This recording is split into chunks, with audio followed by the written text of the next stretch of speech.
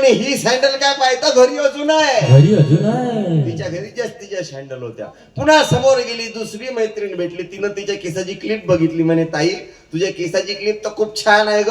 अगं म्हणे ही क्लिप काय पाहता घरी अजून आहे. घरी अजून आहे. तिच्या घरी तिच्या क्लिपा होत्या. पुन्हा समोर गेली, तिसरी मैत्रीण भेटली. तिनं तिची साडी बघितली. म्हणे ताई तुझी साडी तर खूप छान आहे ग. अगं म्हणे ही साडी काय पाहता घरी अजून आहे. घरी अजून आहे. तिच्या घरी तिच्या साड्या होत्या. एक दिवस बीडच्या बाजारात नवऱ्यासोबत फिरून राहिली. फिरता फिरता एक म्हातारी भेटली. आता त्या म्हातारीने चुपचाप मारावं नाही काय, त्या म्हातारीच्या राहणं नाही झालं. ते म्हातारी म्हणे बाई तुझा नवरा तर खूप छान आहे ग. ते म्हणे अगं हा नवरा काय पाहता घरी अजून आहे. घरी अजून आहे. म्हणून तुमच्या पायावर झोपतो, पण तुम्ही या पोराईला घडवू शकता. याचा काही निकाल नाही लागला गड्या. काय विचार चालू आहे भाऊ. ए भैया, ए भैया, ओ हिरो, काय इकडे ये, समोर ये, वायर आहे माग बेटा.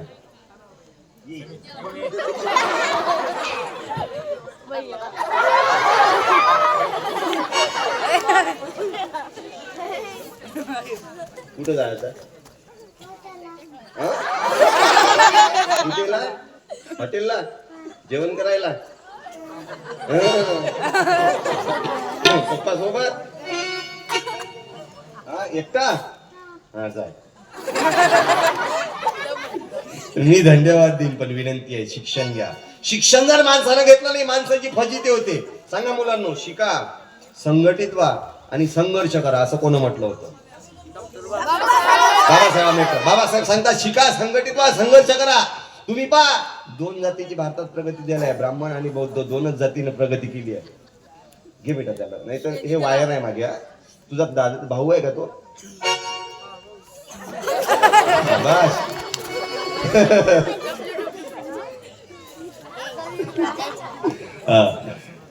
शिका, संघटित व्हा, संघर्ष करा.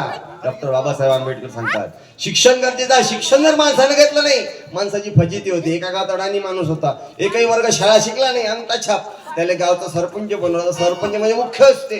तो गावात फिरता फिरता जिल्हा परिषद शाळेत आला आणि वर्गाच्या आतमध्ये आला. एखादं मोठं व्यक्ती क्लासमध्ये आलं तर तुम्ही पोरं काय करता.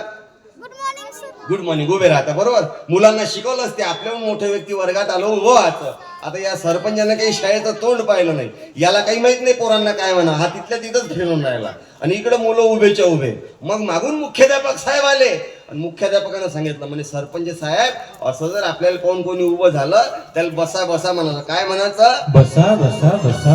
ते येड्यात उतरवून लक्षात ठेवलं की आपल्याला कोणी उभं झालं त्याला बसा बसा म्हणायचं. असाच गावात फिरता फिरता गावच्या गोदरीत निघाला. तिथे 7-8 महिला मंडळी संडातले बसून होत्या. त्या याले कोण उभ्या झाल्या. हा मधात जाऊन त्या महिला मंडळी मध्ये बसा बसा बसा बसा.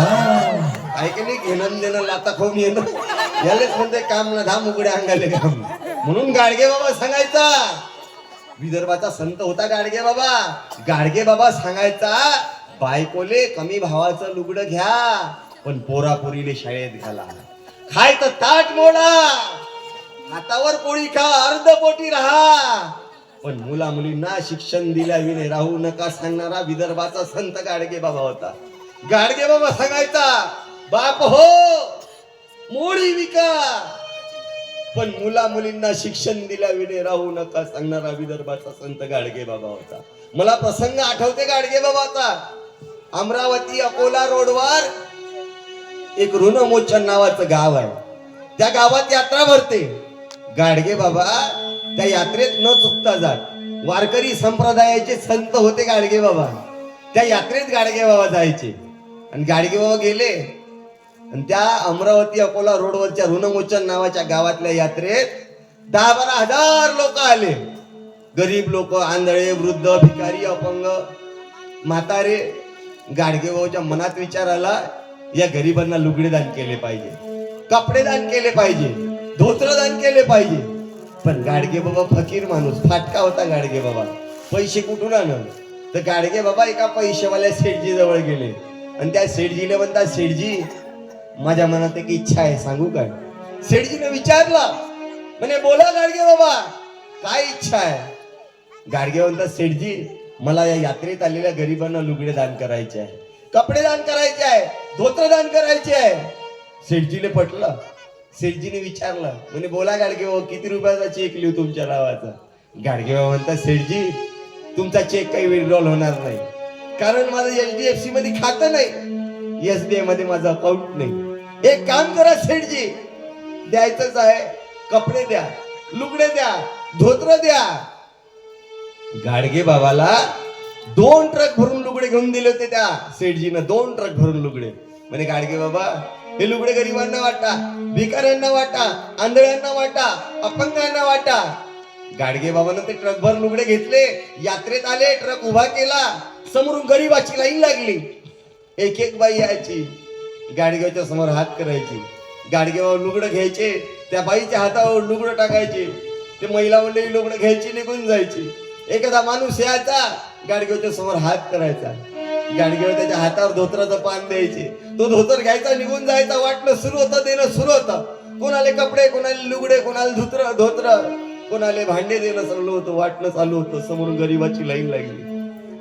वाटता वाटता त्या गरीबाच्या लाईनीमध्ये एक 20-22 वर्षाची जवान पोरगी लागली.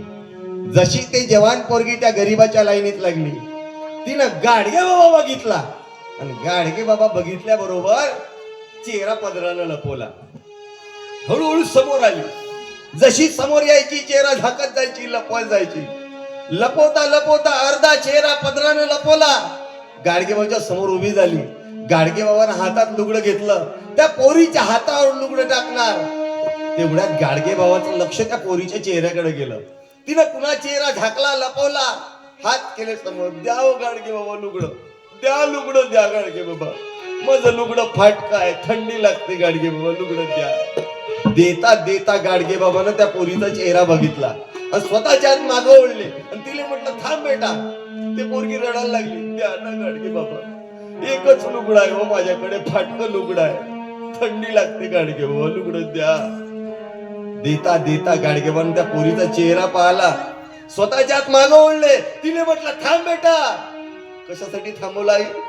गाडगेच्या लक्षात आलं, बाबा हे समोर जे भीक मागायसाठी पोरगी उभी आहे, ही दुसरी तिसरी कोणी नसून गाडगे बाबाची सख्खी पोरगी अवंतिका समोर भीक मागायसाठी उभी होती. गाडगे बाबाची स्वतःची पोरगी समोर भीक मागायसाठी उभी होती. गाडगे बाबांना, थांब बेटा, तुझा बाप हा गाडगे बाबा जिवंत आहे, उद्या घरी येईल, सावकाराकडे कामाला जाईल, तू यासाठी नवं लुगडं घेऊन देईन, तू याच्यातलं घेऊ नको, गरीबासाठी, भिकाऱ्यासाठी, आंधळ्यासाठी, अपंगासाठी. स्वतः वाटत असलेल्या लुगड्यातलं एक लुगडं फेकून नाही मारलं स्वतःच्या पोरीच्या अंगावर. अमरावतीच्या धर्मशाळेत ते पोरगी राहायला गेली. रात्री 12-1 वाजता गाडगे बाबा कीर्तनावून आला. गाडगे बाबाला माहित झालं पोरगी राहायला आली आहे.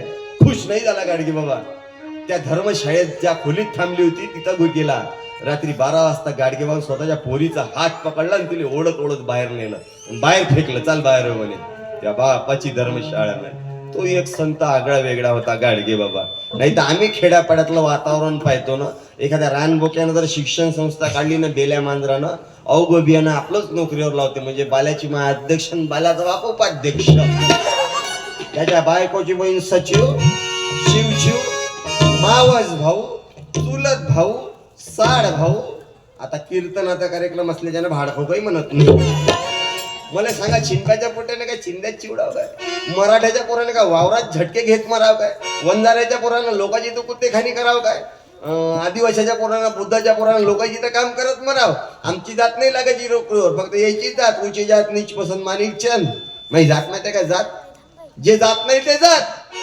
मी शिंप्या शिंपी कपडे शिवणारे आवल्यात. जात तर शिवाजी राजाला त्रास दिला ना. राज्याभिषेक नका आला होता शिवाजी राजाचा. घागा भट्टानं डाव्या पायाच्या अंगठ्यानं शिवाजी राजांचा अपमान केला होता. हे शिवाजी राजालाही त्रास दिला. मी शिंप्या, तुमच्या गावात जास्त घरं नाही शिंप्याचे. बियाण्यापुरतेही नसन आली. आमच्या जातीला हलकट समजू नका. आम्ही जर शिंपी नसतो तर बिना कपड्यानं फिरा लागलं असतं. बरं शिंपी नसते मग न्हावी नसते तर सगळे साधू झाले असते. कुंभमेळा. मी शिंप्या तर तबला वादक तुम्ही माझ्या जातीचा ठेवा की नाही, म्हणजे ग्रँड गव्हर्नमेंट बियाणं बाप आपल्या बापाचं. हा पोरगा आहे तबल्यावर, कुणबी समाजाचा आहे. धनोजी कुणबी समाजाचा आहे. ओके काम आहे याचं. रोशन आपलं गौरव याचं आडनाव आहे ढवस. ढवस ढवस कुणबी समाजाचा आहे. सुंदर तबला वाजवते. पहिले 35 किलोचा होता, आता 55 किलोचा झाला. याच्या कलरची फुल गॅरंटी आहे. कंपनी कलर आहे, कंपनी कलर. 4 वेळा आंघोळ करते, साबणीचा कलर काळा आला पण याचा कलर तोच आहे. किती टावेला न पूस बाबू, कलर काळाच्या काळात राहणार. पटिंगा एवढ्या भारी करते. माग इकडून केस वाढवले होते आणि वर सपाचट केलं तर असं वाटतं याच्या डोक्यावर काय मोदी साहेबाचं हेलिकॉप्टर उतरत आहे का. आता इकडून बारीक केलं ना, असा खोपा मारला मला. असं वाटतं याच्या खोप्यात एखादी कोंबडी घुसली तर 3 पिल्ले 4 अंडे दिला शिवलिंगात नाही घड्या. कुणबी समाजाचा आहे. ते आमचे गुरुबंधू आहेत, माझे मित्र रोशनपाल महाराज. यायचंही 5-10 मिनिटं आपण कीर्तन ऐकू. कीर्तन सुंदर करतात. माझ्यासोबत आज माझ्या साथीकडे जे आम्ही पोरं तयार केले होते सगळे ते भजन स्पर्धेवर गायब झाले. एक गायक तर गायबच झाला. तर त्याच्यामुळं मग म्हणलं रोशन महाराज तुम्ही बी येऊन जा आता. त्याला साथीला आणावं लागलं. हे आमचं आता तर नवीन लग्न झालं ते. आता प्रगती पथावर आहे. एक सातबारा झाला. एक सातबारा ओके. नवीन लग्न झाल्यावर काका किती छान बोलते काकू. नवीन लग्न झालं होतं तर काका कसा हातात हात पकडून ये ना बाजारात. नवीन लग्न झालं की जोडपे जाते ना.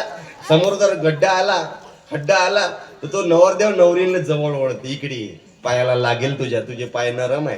प्रेमाला जवळ ओढते. एखादं वर्ष झालं की रस्त्यानं गड्डा आला तर हात तिले दूर ढकलते. चाल तिकडे गड्डा आहे, पायाला लागेल की काय. मग 4-5 वर्ष झाली याचंही तोंड खराब होते, तिचंही थुतर खराब होते. रस्त्याने जाता जाता गड्डा आला तर हातीला असा ढकलते. होय ना तिकडं भोकणी आहे का जाशी ना गड्डे. पण प्रेम ठेवा. हे आणि हा आमचा पेटी वादक आहे रोशन काळे. याचा आडनाव आहे काळे पण रंग यानं घेतला काळा. रोशन काळे सुंदर पेटी वाजवते. याला प्रेमानं काय म्हणतो माहित आहे का आम्ही. याला प्रेमानं परशा म्हणतो. आरचीचा परशा. परशा आरची आली आरची. उडत होत गडगडाली गालावर आली. हातात भरले वार आता धीर झाला या, आता धीर झाला या. तुझ्याच साठी बनून माग आलो या. कसं ताकदीनं आम्ही रानडुकर भिडतोय. हा परेशा आहे. परवा याचा आजा मेला. मग बाबू तुझ्या जेव्हा आजा मेला तर तुझ्या पप्पानं तुझ्या आजाला मेल्यावर सोबत काय दिलं होतं रे. किस.